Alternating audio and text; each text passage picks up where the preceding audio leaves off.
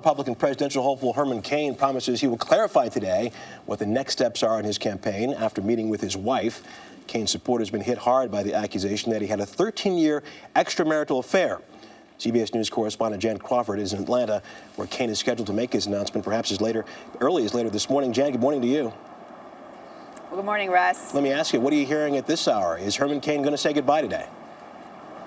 Well, his top donors and some of his most loyal supporters are telling us they don't know yet what he's going to decide, what he'll be announcing later today. But they're afraid that the allegations of the 13-year-old affair, on top of the accusations of sexual harassment, may just be too much, may have dealt a mortal blow to his campaign, and that there will just be no way, they're afraid, that he'll be able to continue. He also has talked about the emotional toll that this has taken on his wife and family. That's all part of the calculus as he makes this decision with the announcement to come here later this afternoon. Let's say Cain decides to stay in the race. What does that do to the overall race in Iowa, which is 1 month from tomorrow, the caucuses?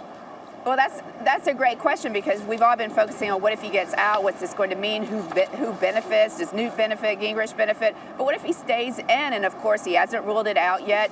He said he's considering all the options. But if he stays in, it's going to be really interesting to the race. His poll numbers have gone down dramatically in Iowa, for example. He was a front runner there. Now he's back in the second tier, but he's still polling, even with all these allegations, he's still polling at 8%. That may not sound like much, but that's quite a lot of votes that you could take away from someone who's trying to assemble enough votes to go head-to-head with Mitt Romney. So he still could have an impact on this race if he stays in, even though he may not win it. Jan Crawford in Atlanta, as always, thank you so much.